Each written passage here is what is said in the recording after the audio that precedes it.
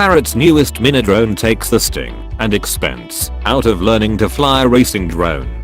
The Parrot Mambo FPV transforms the company's pre-existing Mambo into a first-person view quad with the addition of an attachable HD camera with a 120-degree field. Using your phone with Parrot's FreeFlight mini mobile app and its Cockpitglasses to headset, the camera streams wirelessly to your phone, giving you a view from the drone while you fly. The headset fits phones up to 6 inches in size and has a field of view of 96 degrees. Most important for beginners, though, is the ability to switch flight modes. Parrot's minidrones are designed to make flight easy, especially when flying indoors.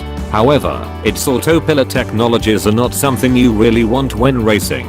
To that end, Parrot lets you change to a drift mode that disables the drone's horizontal stabilization and a racing mode that completely disconnects the autopilot for full manual flight. Arriving this month, the Parrot Mambo FPV kit will sell for $180, which converts to about $230 and 140 pounds. The Parrot Mambo also features Parrot FlyPad controller with a range of up to 100 meters, 330 feet, a power battery with flight times up to 10 minutes, speeds of up to 30 km/h, 18 miles per hour, micro SD card slot for capturing HD video clips and photos, supports coding platforms like Tinker and Swift Playgrounds.